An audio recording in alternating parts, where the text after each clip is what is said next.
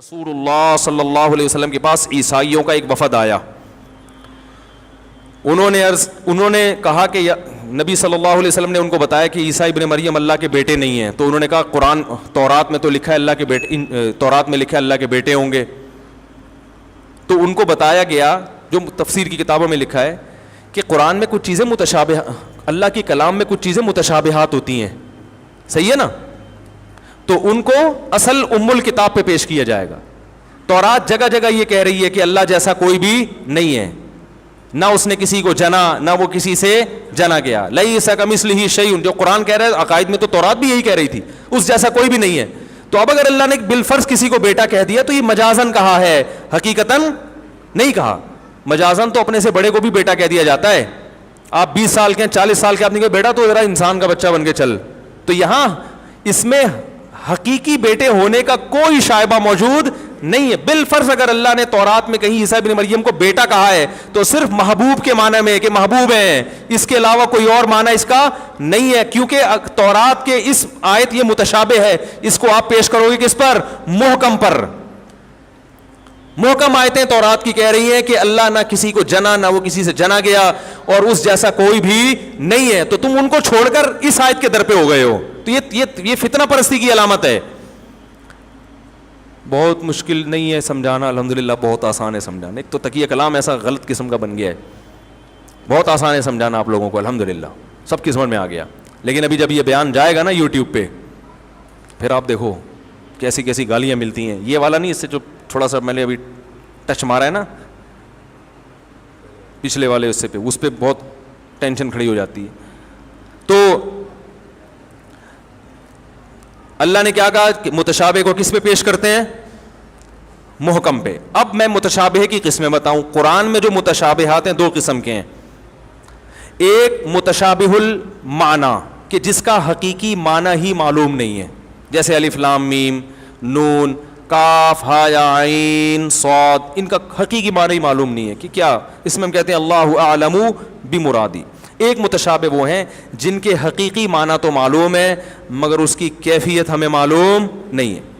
الرحمن علی العرش استوى، رحمان عرش پر مستوی ہو گیا. مستوی ہونا کہتے ہیں کہیں جگہ جا کے قرار حاصل کرنا، بیٹھ جانا. اللہ عرش پر بیٹھ گیا جا کے. ظاہری ترجمہ تو اس کا یہ ہوگا. تو ہم یہ نہیں کہہ سکتے اس کا لفظی ترجمہ ہمیں نہیں آتا، بھائی وہ تو آتا ہے. اب اس کی کیفیت کیا ہے؟ یہ متشابہات میں سے، کیونکہ اللہ کا بیٹھنا ہمارے بیٹھنے جیسا نہیں ہے، اللہ کا کسی جگہ قرار حاصل کرنا ہماری طرح نہیں ہے. تو جس کی طبیعت میں فتنہ ہوگا وہ ان آیتوں کو عوام میں بیان کرے گا اور اس پہ مناظرے کرے گا، اس پہ لڑے گا. اور جو قرآن کہہ رہا ہے والراسخون فی العلم، جو علم میں مضبوط لوگ ہیں، گہرے ہیں، وہ کیا کہتے ہیں؟ کل من عند ربنا، سب اللہ کی طرف سے ہے، ہم سب پر ایمان لائے. اے اللہ تو ہی جانتا ہے اس کی حقیقت کیا ہے، تو یعنی اس کی کیفیت کیا ہے. تو اس لیے اسی طرح حدیث میں قرآن میں آتا ہے، حدیث میں بھی ایسی بہت ساری آیتیں آئی ہیں. حدیث میں آتا ہے رات کے آخری حصے میں اللہ آسمان دنیا پہ آ جاتے ہیں اور کہتے ہیں حل میں مستغفر اغفر لہ، کوئی ہے گناہوں سے معافی مانگنے والا، میں اس کے گناہوں کو معاف کروں. اب جو عقل مند ہے وہ کہتے ہیں بھائی اللہ آتا ہے جیسے آتا ہے، ہمیں کیا پتا.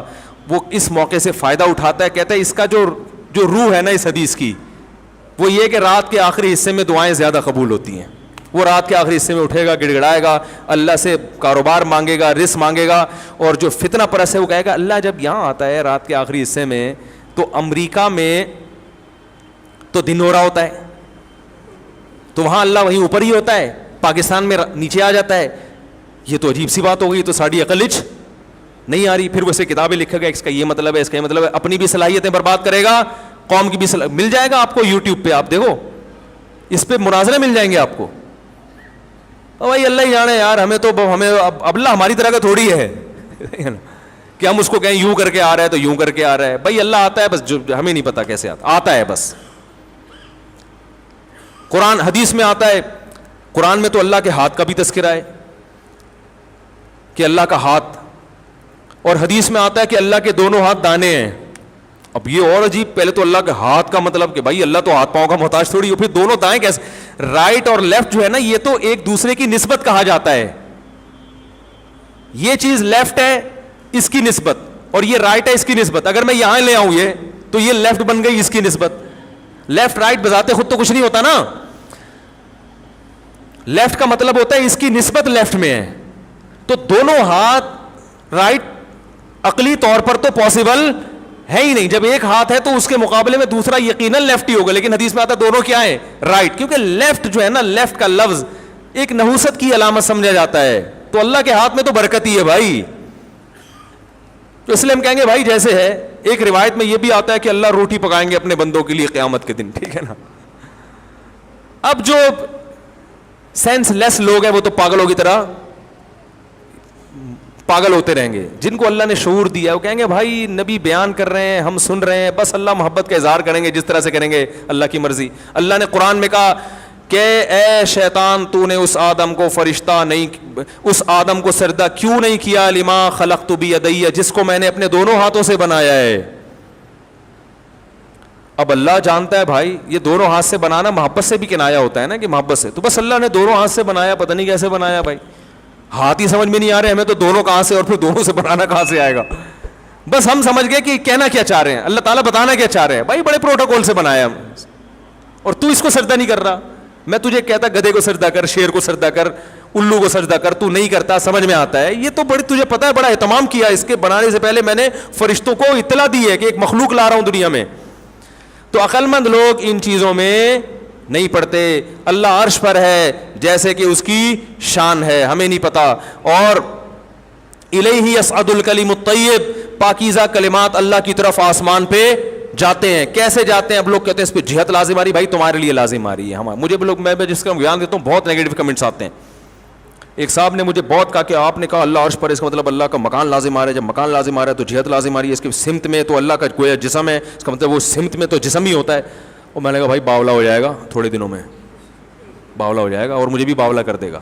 میں نے کہا حدیث میں آتا ہے ایک باندی رسول اللہ صلی اللہ علیہ وسلم کے پاس آئی, آپ صلی اللہ علیہ وسلم نے اس سے پوچھا این اللہ, اللہ کہاں ہے؟ اس نے انگلی اٹھا کے آسمان کی طرف اشارہ کیا, فی السماء, آسمان میں. آپ نے فرمایا اعتقھا فانھا مومنہ, اس کو آزاد کر دو یہ مومن ہے. تو میں نے کہا جو اس حدیث کا مطلب تھا میرا مطلب بھی وہی ہے. اب جا بیٹھ کے آپ کتابیں لکھو, اس پہ کچھ بھی لکھو. نبی نے اس عورت کو نہیں فرمایا کہ تمہارا یہ تو جہت لازم آ رہی, تو مکان لازم آ رہا ہے, تو فلانا لازم آ رہا ہے, ڈمکانا لازم آ رہا ہے. آپ بیٹھ کے اس کی تعویلیں کرتے رہو, مجھے کوئی اعتراض نہیں ہے. میں نے کہا میں اسی کو لے رہا ہوں بھائی, ظاہری الفاظ تو یہی ہیں. اوپر کہنے میں جیسے ان باندی نے کہہ دیا کہ اللہ اوپر ہے, تو ہم بھی کیا کہیں گے بھائی اللہ آسمان پہ. اب کوئی ہم سے پوچھے یہ تو جہت لازم آ رہی ہے, بھائی تم ہمیں نہیں پتا کیا لازم آ رہا ہے, متشابہات میں سے, ٹھیک ہے نا. ہمیں جس طرح اللہ نے بتا دیا ہم اس پر ایمان لائیں گے. کوئی اعتراض کرے گا ہم بولیں گے بھائی یہ اعتراض جب ہوتا کہ جب اللہ کو ہم اپنے اوپر قیاس کریں. میں کو ستار بھائی اوپر ہیں, پھر آپ کو وہ تو یہ بیٹھے ہوئے ہیں, اوپر کہاں سے ہو گئے؟ میں کہوں بھائی باقی ستار بھائی تو دو جگہ تو ایک ٹائم پہ ہو نہیں سکتے. کیا خیال ہے؟ تو اللہ ہے بھائی, لیس کمثلہ شیء, اس کی حقیقت ہماری عقل سے بالا تر ہے. تو وہ آسمان دنیا پر بھی آتا ہے, وہ عرش پہ بھی ہوتا ہے اسی وقت پہ, ہمیں نہیں پتا کیسے ہوتا ہے. اور بعض علماء نے کہہ دیا اللہ کی رحمت آتی ہے آسمانوں پہ, تو اس کو اللہ نے آنے سے تعبیر کیا. وہ بھی بہت سے علماء کا مذہب ہے کہ اس میں تعویل کی جائے گی, لیکن ایسی تعویل جو قرآن و حدیث سے میچ کر رہی ہو. ہم اس مذہب کو بھی درست مانتے ہیں, لیکن ہم کہتے ہیں کہ تعویل کی ضرورت نہیں ہے, کہ جب ایک لفظ ظاہر ہے تو اس کو ظاہر پر ہی چھوڑ دیا جائے, ٹھیک ہے نا.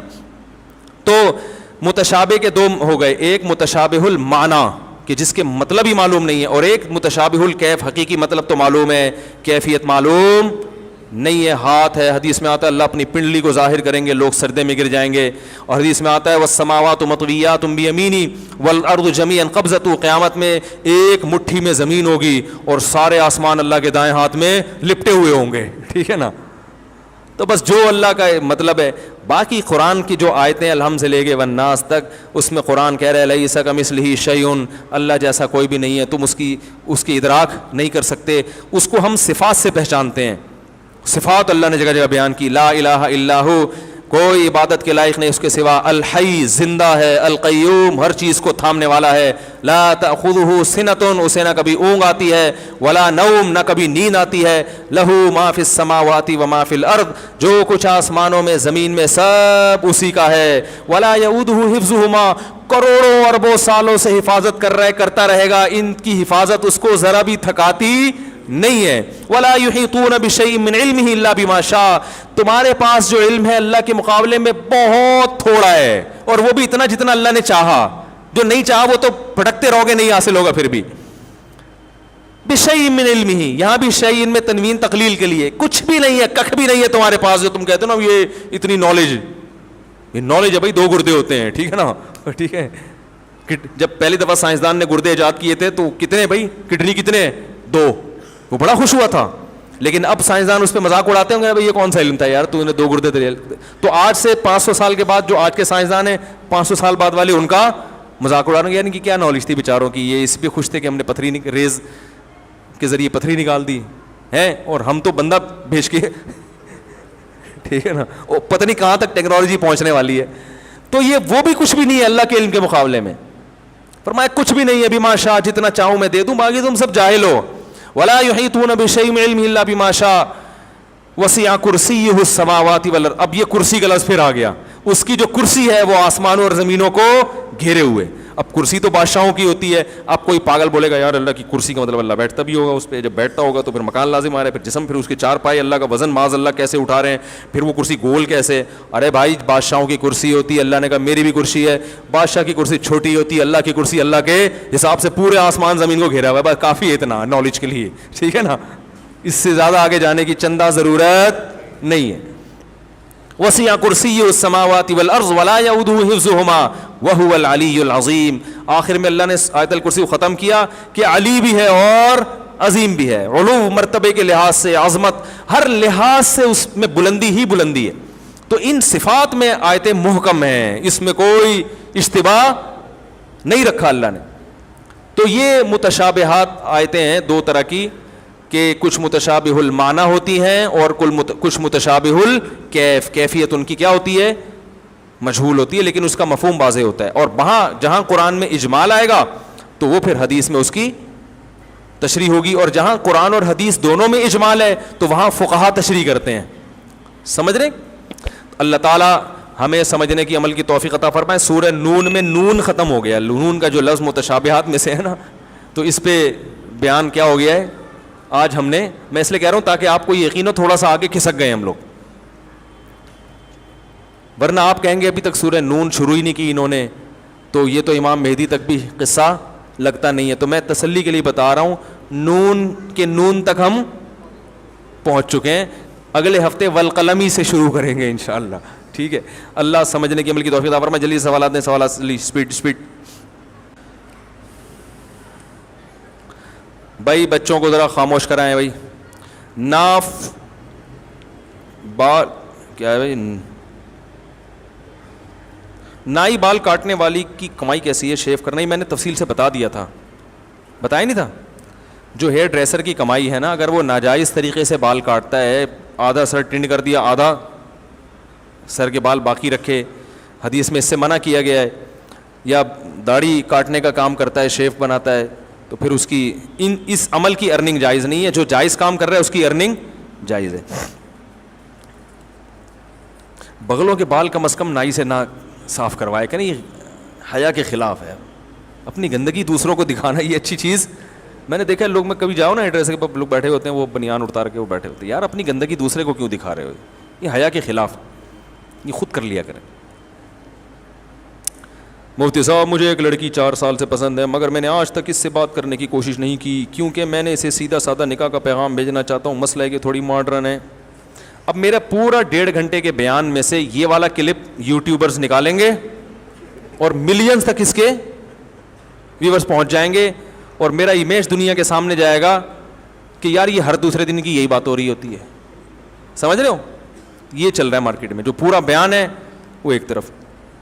تو بھائی جو آپ کو پسند ہے, کیا پوچھا انہوں نے سوال ہونے میں, مگر میں نے آج تک اس سے بات, بھائی سبحان اللہ, آپ کی غیرت کو سلام ہے بھائی جان, جو بھی ہیں, کہ آپ اتنے نیک کہ پسند ہونے کے باوجود آپ نے اب تک اس سے بات چیت نہیں کی. ماشاء اللہ. نکاح کا پیغام بھیجا ہے, بھیجنا چاہتا ہوں. اتنی بات تو ضروری ہے بھائی. آپ کو پسند ہے اور اتنے شرمیلے کہ بالکل ہی بات نہیں کر رہے, تو اتنی بات کر سکتے ہیں کہ نکاح کا پیغام بھیج سکتے ہیں. بھیج دیں, تھوڑی ماڈرن ہے. تو تو ماڈرن کا مسئلہ بڑا, ماڈرن ہونا تو بری چیز نہیں ہے, وہ تو زمانے کے حساب سے ہر آدمی ماڈرن ہوتا جا رہا ہے. جو دیسی ہیں وہ تو گدھے پہ سواری کرتے ہیں بھائی, ماڈرن آدمی گاڑی کرے گا, بائک رکھے گا. تو بے دین نہ ہو, اگر وہ بے پردہ ہے تو میرا مشورہ ہے کہ آپ اس کو پسند کرنا چھوڑ دیں. مسئلہ یہ ہوتا ہے کہ جب نکاح کر کے وہ آئے گی, بچے پیدا ہوں گے, بیٹیاں جب پیدا ہوں گی تو بیٹیاں پھر ماں کو فالو کرتی ہیں. اماں اگر بے پردہ ہیں تو آپ کی بیٹیاں پردہ نہیں کریں گی, الا ماشاء اللہ کوئی ہو جائے تو ایک الگ بات ہے, لیکن بچیاں ماں ہی کو فالو کرتی ہیں, ذہن میں رکھیں. سمجھ رہے ہیں؟ تو پھر آپ بہت پچھتائیں گے, پھر آپ کہیں گے پھر لڑائیاں ہوں گی آتے ہیں وہ, کیونکہ انسان اپنی بیٹیوں کے بارے میں بڑا غیرت مند ہوتا ہے. تو وہ پھر بڑا, اور پھر لڑکی بے پردہ ہو یا وہ ماڈرن ہو جائے تو بھی برداشت ہے, وہ پھر بدتمیز بھی ہو جاتی ہیں بعض دفعہ, سب نہیں, پھر وہ بدتمیز بھی ہو جاتی ہیں. جب حیا ختم ہو گئی نا تو تمیز شاٹ. یہ تمیز اور حیا دونوں ساتھ ساتھ, اکثر بیشتر ساتھ ساتھ چلتی ہیں. میں اکثر اس لیے کہہ رہا ہوں کہ بعض حیا والی ہیں مگر بدتمیز ہو جاتی ہیں, اور بعض بے پردہ ہیں مگر وہ پھر بھی تمیز سے رہتی ہیں, لیکن زیادہ تر جو ہے نا وہ اس کے خلاف ہو رہا ہے. زلزلے کے بارے میں بھائی, زلزلے کے بارے میں, زلزلہ آیا, اللہ تعالیٰ جتنے بھی لوگ اس میں ہلاک ہوئے ہیں, شہید ہوئے ہیں, اللہ ان کی مغفرت فرمائے, زخمیوں کی اللہ تعالیٰ شفا عطا فرمائے. آج ان پہ آیا, کل اللہ نہ کرے ہم پہ بھی آ سکتا ہے. تو پہلے سے انسان موت کے لیے تیار رہیے, تو آفتیں آتی رہیں گی قیامت کے دن, قیامت تک. میرے امتحانات کے لیے دعا کروائیں ہر نماز میں, دل سے, ہر نماز میں. بھائی کوئی شادی میں آیا ہے کیا بھائی؟ یہاں جو ہم نے آپ کو بلایا کوئی شادی کی تقریب ہے جس میں بلایا ہوا آپ, جو جوک چائے لکھ کے بھیج دو, بس دل سے دعا کرتے ہیں اللہ آپ کو کامیاب کرے, اتنا کافی ہے میرا خیال ہے. مسجد کے باہر سے, بھائی کیا ہو رہا ہے یہ, مسجد کے باہر سے جو چابی ملی تھی وہ دیکھیے گا, وہ چابی کس کو دی ہے میں نے, وہ تو 3-4 دن تک تلاش کرتے رہے کس نے پرچہ لکھا ہے.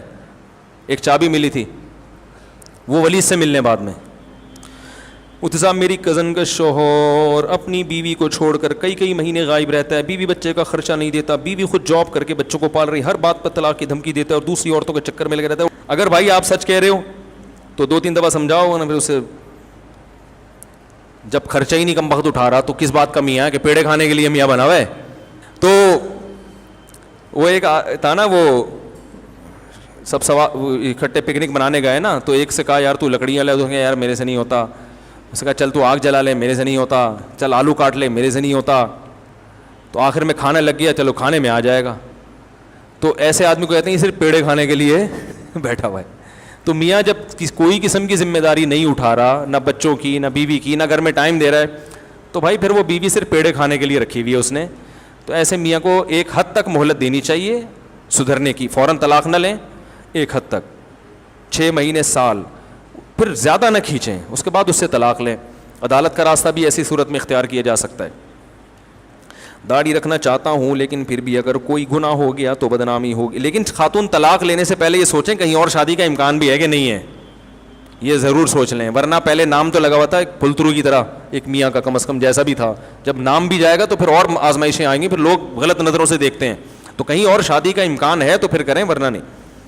داڑھی رکھنا چاہتا ہوں لیکن پھر بھی اگر کوئی گناہ ہو گیا تو بدنامی ہوگی. نہیں بھائی, داڑھی آپ رکھیں, گناہ ہو گیا تو توبہ کریں, داڑھی رکھنا ضروری ہے, گناہ سے بچیں. جب نظر و نیاز کے بارے میں اسلام کیا کہتا ہے, اور وسیلے کے بارے میں تفصیل سے بیان ریکارڈ کرا چکا ہوں. نظر و نیاز کے بارے میں بھی چیزیں ثابت نہیں ہے بھائی, پھر کسی اور وقت میں انشاءاللہ اس پہ تفصیل سے بات. اگر کوئی حرام کماتا ہے تو اس شخص سے کس حد تک تعلق رکھ سکتے ہیں, اس کے ساتھ کھانا پینا جائز نہیں ہے. سلام دعا کریں آپ, اس کو محبت سے سمجھاتے رہا کریں, اس کی ارننگ سے آپ کھا نہیں سکتے. مفتی صاحب, اسلام میں چلہ اور 4 مہینے کی کیا اہمیت ہے, 7 ماہ اور 1 سال کی جماعت میں جانا کیسا ہے, جبکہ اتنا عرصہ اپنی بیوی سے دور رہنا. بھائی جان, دین سیکھنا ضروری ہے. ایک علم کا, دین کا علم ایک مسائل کا ہے جو علماء سے آپ سیکھتے ہیں, لیکن ایک ہوتا ہے ماحول, جب تک آپ تبدیل نہیں ہوگا تو اس علم پہ قائم رہنا ممکن نہیں ہے. نماز کے آپ 100 صبح و شام آپ فضائل سنتے رہیں, لیکن جب تک نمازیوں میں کچھ دن رہیں گے نہیں, پریکٹس نہیں کریں گے, آپ نمازی نہیں بنیں گے. تبلیغ میں جانے کے بعد 5 ٹائم نماز پڑھوائی جاتی ہے, صبح و شام قال اللہ قال رسول سنا جاتا ہے, ٹھیک ہے نا, اور اپنے گھر سے دور رہنے انسان قربانی دیتا ہے. ان سب چیزوں کا انسان پہ اثر پڑتا ہے, تبھی لوگوں کی زندگیاں چینج ہو جاتی ہیں. تو اس لیے اس بحث میں نہ پڑیں, فرض واجب ہے جتنا اللہ ٹائم دیتا ہے. رہا مسئلہ بیوی سے دور رہنا, تو بیگم کو اپنے ساتھ لے کے جائیں. تبلیغ میں خواتین بھی جاتی ہیں جماعت میں, سمجھ رہے ہیں, بیگم کو اپنے ساتھ لے کے جائیں. وہ بھی، ورنہ آپ نیک بن جائیں گے وہ اس کے معمولات ہی نہیں ہوں گے کوئی، تو گھر میں پھر بڑا ایک عجیب سے زندگی گزر رہی ہوتی ہے، تو اس کو بھی ساتھ لے جائیں. اقوام متحدہ میں وزیر عمران خان کا خطاب کے بارے میں آپ کیا کہتے ہیں؟ وہ میں نے بتا دیا ابھی، وہی کہہ رہا ہوں جو سب کہہ رہے ہیں بھائی. میرا سوال یہ ہے کہ میں آپ سے پوچھنا تھا کہ ایجوکیشن کے لیے سافٹ ویئر کی ہے ورژن استعمال کر سکتے ہیں؟ وہ چھاؤں میں آ کے پوچھیں ایسے سوال، ایسے سوال چھاؤں میں آ کے پوچھا کریں. مفتی صاحب میرا سوال یہ ہے کہ جو میرے پاس ایک اینڈرائڈ موبائل ہے جو میرے استعمال کے لیے ہے، میرے والد مجھ سے استعمال کرنے کے لیے مانگتے ہیں اور میں دے دیتا ہوں، جسے اللہ اس کے نبی نے حکم دیا کہ تمہارا مال تمہارے باپ کا ہے، لیکن والد اس پر کچھ اچھی چیزیں دیکھتے ہیں، تھوڑا مس یوز بھی کرتے ہیں. ابا کو کوئی پرچی لکھ کے دے دیں ان نون کہ ابا آپ پر کم از کم یہ چیزیں سوٹ میں کروں تو چلو. میرا بھی غلط ہے، آپ ابا سے کہیں کہ بھائی میرا لیے بھی غلط ہے، آپ کو تو چاہیے مجھے سمجھائیں، تو آپ ایسے کر رہے ہیں یار، ایسا کریں. بولے میں امی کو بتا دوں گا. جیسے آپ جتنے مرضی اللہ کے عذاب سے ڈرائیں، آپ بولیں امی کو بتاؤں گا میں، دیکھو اسی دن سے چھوٹ جائے گا. ہمارے رشتہ دار کہتے ہیں کہ مولویوں میں نہ پڑھیں، مولویوں میں نہ پردے کے بارے میں کچھ زیادہ ہی سختی کی ہوئی ہے. قرآن حدیث میں اتنی سختی نہیں ہے. ایسا نہیں ہے بھائی، جتنی قرآن حدیث نے کی ہوئی ہے اتنی ہی کی ہوئی ہے ہم نے. میری عمر 50 سال ہے اور میں نے اپنے شوہر کے ظلم و ستم کی وجہ سے خلا لے لی ہے، تو بتائیے کہ خلا کی مدت کتنے دنوں پر مشتمل ہے؟ دیکھیں عدالت سے جب بھی خلا لیں اس کی پوری کارروائی کسی مدرسے میں بھیج کے باقاعدہ وہاں سے فتویٰ لیں کہ یہ خلا صحیح بھی ہوا ہے کہ نہیں ہوا، پراپر طریقے سے وہ فتویٰ لیں. وہ پھر علماء دیکھتے ہیں کہ یہ عدالت نے ان چیزوں کا خیال کیا بھی ہے کہ نہیں کیا، کیونکہ شریعت میں نکاح بہرحال ختم کرنے کا ایک طریقہ ہے، ایک پروسیس ہے. ایسا ہی نہیں کہ کوئی بھی اٹھ کے چلا جائے، چاہے کتنا ہی ظلم ہو رہا ہو، لیکن اس ظلم سے بچنے کا بھی ایک پروسیس رکھا ہے نا. اس طریقے سے آپ طلاق لیں تو ہوگی، ورنہ نہیں ہوگی. تو جب بھی ایسا ہو، اب چونکہ ہر کیس ڈفرینٹ نوعیت کا ہوتا ہے، اس میں کوئی ایک قاعدہ کلیہ نہیں بیان کیا جا سکتا، ہر کیس کی کو اسٹڈی کیا جاتا ہے الگ طریقے سے. تو آپ مجھے دے دیں بے شک سوال لکھ کے اور اس پہ اپنا نمبر ڈال دیں، تو میں جامعۃ الرشید میں جمع کرا دوں گا اور وہاں سے ہم جواب لکھ کے دے دیں گے. پیشاب بہت احتیاط سے کرتا ہوں، لیکن ہر دفعہ محسوس ہوتا ہے کہ پیشاب کی کچھ نہ کچھ چھینٹیں لگ گئی ہیں. اور بھائی جان نہیں کیا کریں ایسے محسوس، صحیح ہے نا؟ پیشاب کریں، احتیاط کریں، چھینٹیں نہ لگیں، پانی ڈالیں اور پتلی گلی سے نکل لیں. ہاں پیشاب فوراً نہ اٹھیں کیونکہ قطرات نکل رہے ہوتے ہیں، جب تھوڑا سا اطمینان ہو جائے، قطرہ نکلنا بند ہو گیا ہوگا تو بس چلے جائیں. یہ ایسی چیزیں اس میں اگر آپ پڑ گئے تو پھر قیامت آ جائے گی، آپ کو کبھی بھی سکون حاصل نہیں ہوگا اور ایسا پاگل ہو جائیں گے آپ. اور پھر یہ والا وہم کے علاوہ ایک اور نیا بھی شروع ہو جائے گا. پھر ایک صاحب نے کہا کہ میں وہ شلوار جب اپنی ناپاک دھوتا ہوں تو میرا ہاتھ گیلا دروازے پہ لگتا ہے، تو پھر وہ دروازہ ناپاک ہو گیا، پھر جس لوگ بھی اس دروازے پکڑ رہے ہیں ان کے سب کے ہاتھ ناپاک ہو گئے، پھر وہ انہی ہاتھوں سے کپ پکڑتے ہیں تو کپ ناپاک ہو گیا، اور پھر جب کپ ناپاک ہو گیا تو پھر پلیٹیں اور چمچے بھی ناپاک ہو گئے، پھر بیگم انہی ہاتھوں سے پلیٹ دھوتی ہے تو وہ جب دھوتی ہے تو وہ اس میں لگ کے وہ ناپاک ہو گئے. میں نے کہا بھائی جان اگر لوگوں کو پتہ چل گیا، میں بھی نفسیاتی ہو گیا کیونکہ ایسی باتیں سننے سے بھی آدمی پاگل ہوتا ہے، تو میں نے کہا ایسی باتیں سن کے مجھے عجیب سا کچھ ہو رہا ہے، اور اگر مجھے کچھ ہو گیا اور میں ڈاکٹر کے پاس چلا گیا اور لوگوں کو پتہ چل گیا مفتی صاحب نفسیاتی ڈاکٹر کے پاس گئے، میں نے کہا میرا بیان ہو جائے گا، بس بولیں گے تو خود بیچارہ کس کے پاس جا رہا ہے تو ہمیں کہاں سے. تو میں نے کہا میں اپنے آپ کو اس بیماری سے بچانا چاہتا ہوں، اور میں نے کہا میرے پاس اس کا علاج ہے 2 تھپڑ، جاؤ اللہ کے بندے اپنی شلوار دھو اور پتلی گلی سے نکلو، بس چھوڑو یہ یوں کر کے دیکھ رہا ہے، بس تھوڑا احتیاط سے دھو لو، بس اتنی کافی ہے، زیادہ گہرائی میں نہیں جاؤ ان چیزوں میں. شریعت نے منع کی ہے. حضرت زین العابدین جو حضرت حسین رضی اللہ عنہ کے بیٹے تھے، وہ احتیاط کرتے تھے پیشاب کرتے ہوئے کہ کسی بوتل میں پیشاب کرتے تھے شیشے کے برتن میں تاکہ چھینٹیں نہ پڑیں تقوی کی وجہ سے. خود ہی پھر کچھ دنوں میں انہوں نے یہ عمل چھوڑ دیا. انہوں نے کہا جو مجھ سے بہتر تھے محمد صلی اللہ علیہ وسلم، انہوں نے یہ احتیاط نہیں کیا تو میں کیوں کروں. یہ بس چھینٹوں سے احتیاط جتنی ہو سکے بچنے کی کوشش کریں. سخت جگہ پہ ایسا نہ کریں پیشاب بالکل جو ایک دم سے چھینٹیں ہیں تو فقہاء نے لکھا ہے کہ تھوڑی بہت اگر بالفرض باریک سی چھینٹیں پڑ جائیں گی تو وہ کیا ہیں؟ معاف ہیں. وہ جو میں نے ابھی اتنی ڈیٹیل سے اس کے دلائل سے بات کی ہے. اگر کسی شریف لڑکے کی نئی شادی ہو اور ایسی بیوی ملے جو پہلے سے بوائے فرینڈ رکھتی ہو, آج کل کے لڑکے شادی دیر سے کرنے کے عادی ہیں تو حدود سے باہر تو ہو جاتے ہیں, لیکن آج کل کی گرل فرینڈ بوائے فرینڈ شریف لڑکا ایسے میں کیا کرے اور لڑکی کے عیب جان جائے؟ بھائی اب اس پہ پردہ ڈالے. آپ کو اپنی بیوی کا کوئی عیب پتہ چل گیا جو شادی سے پہلے کا ہے, بیوی کو آپ کا عیب پتہ چل گیا جو شادی سے پہلے کا ہے, تو اللہ نے قرآن میں کہا ہے ہن لباس لکم وانتم لباس لہن, تم دونوں ایک دوسرے کے کیا ہو؟ لباس. لباس کا کام آپ کے عیب کو ظاہر کرنا ہوتا ہے یا چھپانا ہوتا ہے؟ لباس تو ساری پھوڑے پھنسیاں کھڈے سب کیا کر دیتا ہے, اوپر سے بڑے اچھے اچھے لگ رہے ہوتے ہیں آپ. تو الٹا کام ہو رہا ہے آج کل. ایک دوسرے کی عزت کا جنازہ سب سے زیادہ کون نکالتا ہے؟ میاں بیوی. اچھے بھلے آدمی ذلیل ہو جاتا ہے, اچھی بھلی عورت ذلیل ہو جاتی ہے. تو جن کو اللہ نے لباس کہا ہے کہ تم تو ایک دوسرے کے رازدار ہو, وہی بے لباسی کا ذریعہ بن رہے ہیں. تو یہ بہت غلط ہے. بعض خواتین یہ کرتی ہیں, اللہ معاف فرمائے تو کہتے ہوئے بھی ڈر لگتا ہے, آج کل یہ نوجوانوں میں فحش فلمیں دیکھنے کا بہت رواج ہو گیا ہے. تو وہ بیویاں پکڑ لیتی ہیں یہ حرکتیں, ان کو پتہ چل جاتا ہے, تو پھر وہ سب کو بتا رہی ہوتی خاندان میں, میرا میاں یہ کرتا ہے, میرا میاں یہ کرتا ہے. مجھے بھی فون کر کے بعض عورتیں بتاتی ہیں کیا کروں میں تو پریشان ہو گئی, میرا میاں ایسا گندا. تو میں کہتا ہوں آپ کے میاں نے بہت گندا کام کیا, لیکن آپ اس سے بھی زیادہ گندا کام کر رہی ہو کہ اس کی برائی کو ساری دنیا کے سامنے, اور اس میں آپ کی اپنی بدنامی, آپ کی اولاد کی بدنامی. ذرا سی کسی کو دشمنی ہوگی نا, وہ آپ کے بچوں کو تانا دے دے گا کہ تمہارا باپ ایسا تھا, اور آپ کی بدنامی. عورت کی عزت تو اس کے شوہر سے ہے. تو میں صاف, کبھی ایسی کوئی فون آئے نا, میں صاف منع کر دیتا ہوں, مجھے نام نہیں بتانا, نام نہیں بتانا, بس اپنا بھی نام نہ بتاؤ, اس کا بھی. میں نہیں چاہتا بھائی میں پہنچوں, ہم کیوں کسی کے راز پر مطلع ہوں. تو ایسی خواتین کو چاہیے کہ جب مسئلہ پوچھیں یوں پوچھیں, کسی خاتون نے ہم سے یہ کہا ہے کہ ان کے شوہر ایسا کر رہے ہیں, تو ان خاتون کو آپ کا کیا مشورہ ہے, اس طرح سے پوچھا کریں. سمجھ رہے ہیں نا؟ یہ جھوٹ بھی نہیں ہے کہ آپ بھی تو کسی خاتون ہی ہے نا جنہوں نے آپ ہی کو بتا دیا. تو ایسے میں گول مول کرنا جائز ہے. کیوں راز فاش کر رہی ہو بھائی اپنا اور اپنے شوہر کا؟ تو اس میں سب سے پہلا حکم یہ ہے کہ بھائی اس کے راز کو کسی کو نہ بتائیں. خواتین کیا کرتی ہیں, ایک کو بتائے کسی کو بتانا نہیں, میں تمہیں بتا رہی ہوں کسی کو بتانا. وہ 6 کو بتائے گی دیکھو صرف تمہیں بتا رہی ہوں کسی کو بتانا نہیں. اور جب وہ 18,000 لوگوں تک بات پہنچتی ہے تو وہ فحش فلموں میں مزید اضافہ کر کر کے لگائی بجھائی کے پھر ناجائز تعلقات, اور وہ جو نہیں بھی گئی ہوتی ہے نا, وہ 20 الزامات اور لگ کے آگے ضرب ہوتی چلی جاتی ہے. وہ بیچارہ کمبخت بعد میں توبہ بھی کر لیتا ہے بعض دفعہ رو رو کے اور چھوڑ دیتا ہے, لیکن وہ اپنی بیوی کی نگاہوں میں بھی گر گیا, معاشرے کی نگاہوں میں بھی, اولاد کی نگاہوں میں بھی گر گیا, کیونکہ یہ باتیں پھر اولاد تک بھی کسی نہ کسی ذریعے سے پہنچ جاتی ہیں. تو اس لیے بہت, میں یہ نہیں کہہ رہا, اس کا دفاع نہیں کر رہا, آپ کے میاں کا کام گندا کیا بہت ہی, لیکن اس گندے کام کا حل یہ ہے کہ آپ اس کو محبت سے الگ لے جا کے سمجھائیں.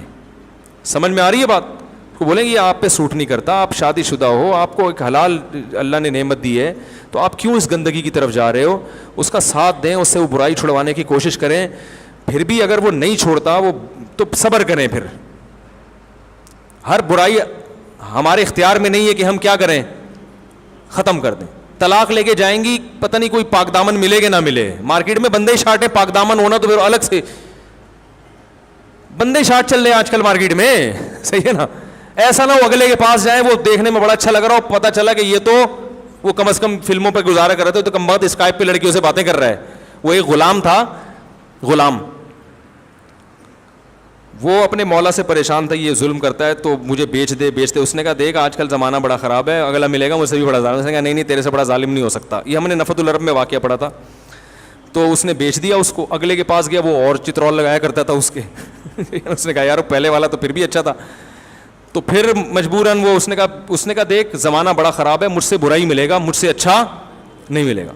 مجبوراً کہیں گے نہیں اتنا برا کون. تو بالآخر وہ لمبا قصہ ہے, ایسا آدمی ملا, وہ مطالعے کا شوقین تھا. مولا جو تھا نا مالک, وہ کیا کرتا تھا, اس کا سر مڈا کے اس اسٹینڈ کے طور پر نا اس کو بٹھاتا تھا, اور اس کے سر پہ لیمپ چراغ رکھ دیتا تھا, اور کہتا ہے ہلنا نہیں, چراغ تو ایسی چیز ہے نا, گرم تیل ہوتا ہے, ذرا سا ہلے وہ تو اب یہ پوری رات ایسے, اور وہ محترم اس میں کیا کر رہے ہیں, مطالعہ کر رہے ہیں. صحیح ہے نا. اس پہ یہ صبر کر کے بیٹھ گیا کہ بھائی ایسا نہ ہو کہ اب کوئی گردن کاٹنے والا ہی آئے گا. تو پوری اس کوشش کریں شوہر کی یہ گندگیاں چھوٹ جائیں. نہیں چھوٹ رہی تو اللہ تعالیٰ اس کو سزا دینا چاہے گا, سزا دے گا, جو اللہ کا اس کے ساتھ معاملہ ہے. لیکن اپنا گھر کو خراب نہ کریں, اس کے بڑے نقصانات ہوتے ہیں, اس سے بڑا فتنہ اور فتنہ ہو جاتا ہے. اور اس کم بخت کو بھی چاہیے کہ اللہ کے بندے کچھ اللہ کا خوف کرو. تمہاری بیوی پہ کیا اثر پڑ رہا ہے, اس کا اثر تو برا پڑتا ہے بہرحال, اس کے دل سے عزت نکل جاتی ہے, وقار نکل جاتا ہے, اور اللہ نہ کرے بچوں کو پتہ چل گیا, وہ پھر باپ کا وقار ہمیشہ کے لیے نکل جاتا ہے. تو بچے پھر آج کل اتنے سمجھدار تھوڑی ہیں کہ باپ کے احسانات کو دیکھیں, وہ ایک برائی کو دیکھ رہے ہوتے ہیں. تو ان چیزوں کو چھوڑ دینا ہی عافیت ہے. آخرت بھی خراب, دنیا بھی خراب ہو رہی ہے اس میں. اور اگر کسی سے گناہ ہو گیا, بھائی توبہ کا دروازہ کھلا ہوا ہے, گڑگڑاؤ اللہ کے سامنے, اللہ توبہ کرنے کے لیے, قبول کرنے کے لیے تیار ہے. عادت پڑ گئی ہے تو اہل اللہ سے اصلاحی تعلق قائم کرو کہ بھئی مجھے اس کی لت پڑ گئی ہے, کیسے یہ لت چھوٹے, کیسے عادت چھوٹے. اور نفسیاتی ڈاکٹر بھی اس کا اچھا علاج کرتے ہیں. جو سائیکالوجسٹ ہیں نا, ان سے بھی رابطہ کیا جا سکتا ہے کہ مجھے فلمیں دیکھنے کی عادت پڑ گئی ہے, میں اس برائی کو, کیونکہ نفسیاتی بیماری ہے نا, یہ دماغ ایک چیز کا عادی ہو جاتا ہے, تو دماغی ڈاکٹر اس کا اچھا علاج کر لیتے ہیں. ان سے رابطہ کیا جائے. بھائی میں بعض دفعہ ڈاکٹر ذرا ضرور سے زیادہ براڈ مائنڈیڈ ہوتے ہیں, وہ کہتے ہیں کیا ہو گیا, دیکھ لیا تو کیا ہو گیا, ریلیکس ہو. اس کو اس طرح کا ڈاکٹر ہو تو آپ اس سے بولیں یہ میری ہیڈ ایک ہے, کہ یہ برائی ہے یا نہیں ہے, آپ مجھ سے یہ چھڑوائیں, میں آپ کو اس چیز کے پیسے دے رہا ہوں بس. کیونکہ بعض اس طرح کے بھی ڈاکٹروں کے کیس آ رہے ہیں. میں نے ایک لڑکے کو عادت پڑی ہوئی تھی اسی قسم کی برائی کی, میں نے کہا ڈاکٹر سے رابطہ کرو, تو وہ ڈاکٹر نے اس کو بولا بھائی اس سے کچھ نہیں ہوتا یار, کوئی مسئلہ نہیں ہے, ریلیکس ہو جاتے, تھوڑا سا ایسے ایزی فیل کر لیتے ہو تو کیا ہو جاتا ہے. میں نے کہا اس کو تو سالے کو پکڑ کے چترال لگاؤ, الو کا پٹھا, یہ کیا پھر وہ الو کا پٹھا نکال دینا. تو میں نے کہا یہ لوگوں کو غلط گائیڈ کر رہا ہے برائی کے, اور اس کے بڑے نقصانات ہیں. کوئی اگر ماہر نفسیات کہتا ہے نا کہ اس کے نقصانات نہیں ہیں, بعض ماہر اس کو تو سبھی مانتے ہیں نقصان ہے فحش فلمیں دیکھنے کے, لیکن بعض گناہ ایسے ہیں جس میں ڈاکٹر کہہ دیتے ہیں کچھ نہیں ہوتا, ہوتا ہے, بہت خرابیاں ہوتی ہیں.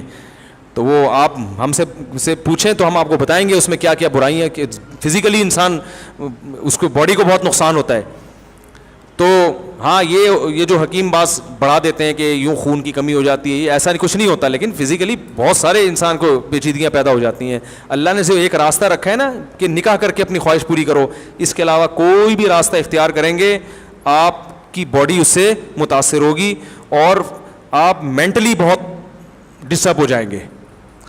تو اس کے بہت سارے نقصانات ہیں, اس لیے ڈاکٹر سے جا کے کہیں بھائی میں علاج کے لیے آیا ہوں, مجھ سے یہ میں چھڑوانا ہی چھڑوانا ہے, پیسے آپ کو اس چیز کے دوں گا میں. تو نفسیاتی ڈاکٹر بھی اس کا بہت اچھا علاج کرتے ہیں.